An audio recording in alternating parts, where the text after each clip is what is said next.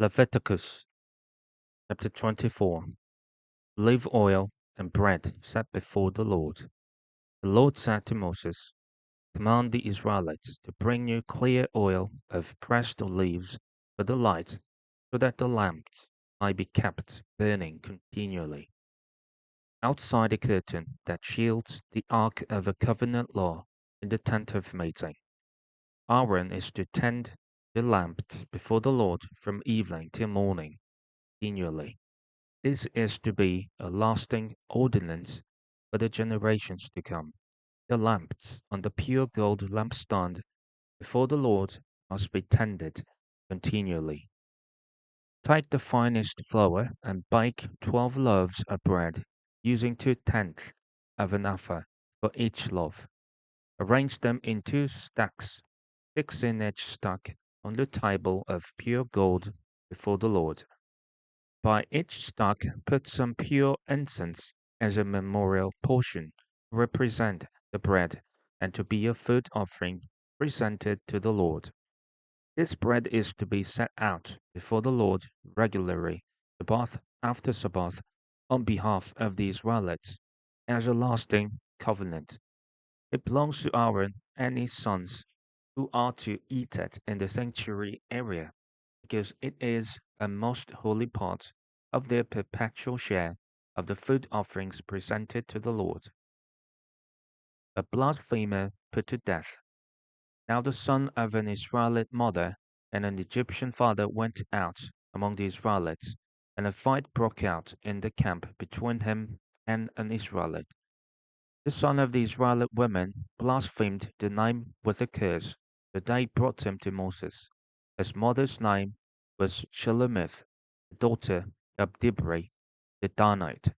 They put him in custody until the will of the Lord should be made clear to them. Then the Lord said to Moses, take the blasphemer outside the camp. All those who heard him are to lay their hands on his head. Say to the Israelites, and the entire assembly is to stone him. Say to the Israelites, anyone who curses their gods will be held responsible. Anyone who blasphemes the name of the Lord is to be put to death. The entire assembly must stone them. Whether foreigner or native born, when they blaspheme the name, they are to be put to death. Anyone who takes the life of a human being is to be put to death. Anyone who takes the life of a summoned animal must make restitution, life for life. Anyone who injures their neighbor is to be injured in the same manner, fracture for fracture, eye for eye, tooth for tooth. The one who has inflicted the injury must suffer the same injury. Whoever kills an animal must make restitution, but whoever kills a human being is to be put to death. You are to have the same law for the foreigner and the native born. I am the Lord your God. Then Moses spoke to the Israelites, and they took the blasphemer outside the camp and stoned him. The Israelites did as the Lord commanded Moses. Leviticus chapter 25. The Sabbath year. The Lord said to Moses on Mount Sinai, speak to the Israelites and say to them, when you enter the land I am going to give you, the land itself must observe a Sabbath to the Lord. For 6 years sow your fields, and for 6 years prune your vineyard, and gather their crops. But in the seventh year the land is to have a year of Sabbath rest, a Sabbath to the Lord. Do not sow your fields, or prune your vineyards, not rape what grows of itself, or harvest the grapes of your untended vines. The land is to have a year of rest. Whatever the land yields during the Sabbath year will be food for yourself, your male, female servants, and hired worker, and temporary residents who live among you, as well as for your livestock and the wild animals in your land. Whatever the land produces may be eaten.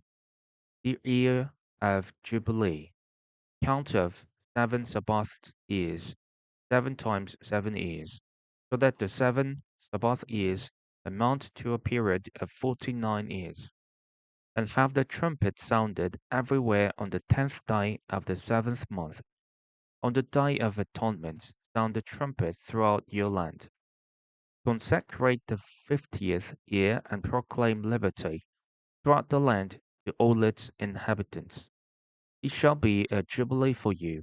Each of you is to return to your family property and to your own clan. 50th year shall be a jubilee for you. Do not sow and do not reap what grows of itself, or harvest the untended vines. But it is a jubilee and is to be holy for you. Eat only what is taken directly from the fields. In this year of jubilee, everyone is to return to their own property. If you sell land to any of your own people, or buy land from them, do not take advantage of each other. You ought to buy from your own people on the basis of the number of years since the Jubilee, and they are to sell to you on the basis of the number of years left for harvesting crops. When the years are many, you are to increase the price, and when the years are few, you are to decrease the price. Because what is really being sold to you is the number of crops. Do not take advantage of each other, but fear your gods. I am the Lord your God. Follow my decrees and be careful to obey my laws, and you will live safely in the land. Then the land will yield its fruit, and you will eat your fill and live there in safety. You may ask, what will we eat in the 7th year if we do not plant or harvest our crops? I will send you such a blessing in the 6th year that the land will yield enough for 3 years. When you plant during the 8th year, you will eat from the old crop, and you will continue to eat from it until the harvest of the 9th year comes in. The land must be sold permanently, because the land is mine, and you reside in my land as foreigners and strangers. Throughout the land that you hold as a possession, you must provide for the redemption of the land. If one of your fellow Israelites becomes poor and sells some of their property, their nearest relative is to come and redeem what they have sold. If, however, there is no one to redeem it for them, but later on they prosper and acquire sufficient means to redeem it themselves, they are to determine the value for the years since they sold it and refund the balance to the one to whom they sold it. They can then go back to their own property, but if they do not acquire the means to repay, what was sold will remain in the possession of the buyer until the year of Jubilee. It will be returned in the Jubilee, and they can then go back to their property. Anyone who sells a house in a walled city retains the right of a redemption a full year after its sale. During that time, the seller may redeem it. If it is not redeemed before a full year has passed, the house in the walled city shall belong permanently to the buyer and the buyer's descendants. It is not to be returned in the Jubilee, but houses and villages without walls around them are to be considered as belonging to the open country. They can be redeemed. They are to be returned in the Jubilee. The Levites always have the right to redeem their houses in the Levitical towns which they possess. So the property of the Levites is redeemable. That is a house sold in any town they hold, and is to be returned in the Jubilee, because the houses in the towns of the Levites are there properly among the Israelites. But the pasture land belonging to their towns must not be sold. It is their permanent possession. If any of your fellow Israelites become poor and are unable to support themselves among you, help them as you would a foreigner and stranger, so they can continue to live among you. Do not take interest or any profit from them. but fear your God, so that they may continue to live among you. You must not lend them money at interest or sell them food at a profit.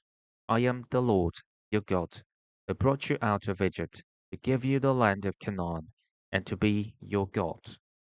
If any of your fellow Israelites become poor and sell themselves to you, do not make them work as slaves. They are to be treated as hired workers or temporary residents among you. They are to work for you until the year of Jubilee. Then they and their children are to be released, and they will go back to their own clans and to the property of their ancestors. Because the Israelites are my servants, whom I brought out of Egypt, they must not be sold as slaves. Do not rule over them ruthlessly, but fear your God. Your male and female slaves are to come from the nations around you. From them you may buy slaves. You may also buy some of the temporary residents living among you, and members of their clans born in your country. They will be they will become your property. You can bequeath them to your children as inherited property, and can make them slaves for life. But you must not rule over your fellow Israelites ruthlessly. If a foreigner residing among you becomes rich, and any of your fellow Israelites become poor, and sell themselves to the foreigner, or to a member of the foreigner's clan, they retain the right of redemption after they have sold themselves. One of their relatives may redeem them, an uncle or a cousin or any blood relative in their clan may redeem them. Or if they prosper, they may redeem themselves. They and their buyer are to count the time from the year they sold themselves up to the year of Jubilee. The price for their release is to be based on the rate paid to a hired worker for that number of years. If many years remain, they must pay for their redemption or a large share of the price paid for them. If only a few years remain until the year of Jubilee, they are to compute that and pay for their redemption accordingly. They are to be treated as workers, hired from year to year. You must see to it that those to whom they owe service do not rule over them ruthlessly. Even if someone is not redeemed in any of these ways, they and their children are to be released in the year of Jubilee. For the Israelites belong to me as servants. They are my servants, whom I brought out of Egypt. I am the Lord your God.